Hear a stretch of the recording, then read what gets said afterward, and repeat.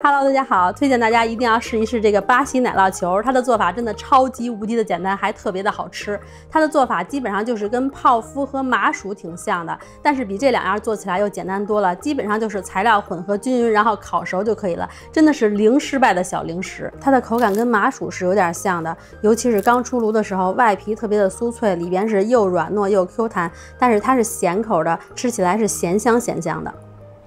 首先必须要有的就是奶酪，通常会用两种，一个是马苏里拉，一个是帕玛森。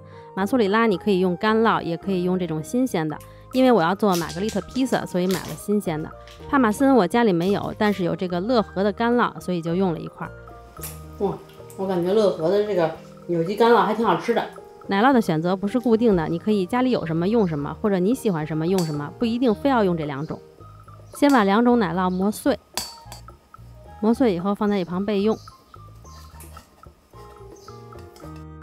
把黄油和牛奶放在一起，用小火加热，加热到黄油融化，然后再加入液体油拌匀。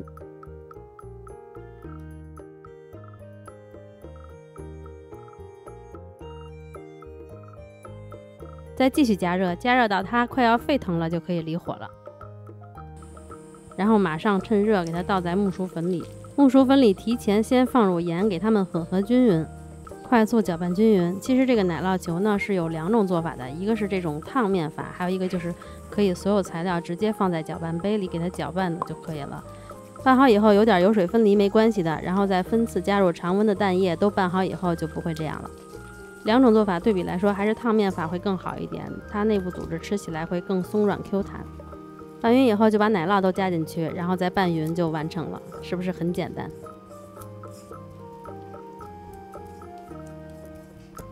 然后我是给它放在这个杯子蛋糕的模具里了，你也可以用一个冰激凌勺挖一勺，直接给它放在铺了油纸的烤盘上也可以。烤完以后它不会变成大饼的，它是会竖着长的，像泡芙一样，很大很鼓。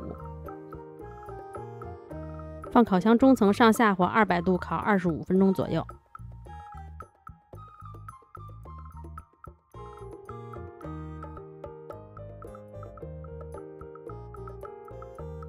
这就完成啦，真的超快手，出炉以后就可以吃了。刚出炉的时候外皮酥酥的，里边是很松软的，因为它是木薯粉做的嘛，咬着还是有一定的嚼劲的。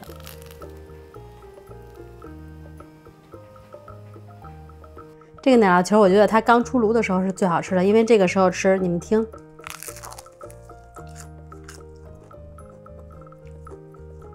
它吃起来是特别酥脆的口感，外皮，然后里边是软软糯糯的，又很 Q 弹，然后最主要是还有特别香浓的芝士味儿，真的特别好吃。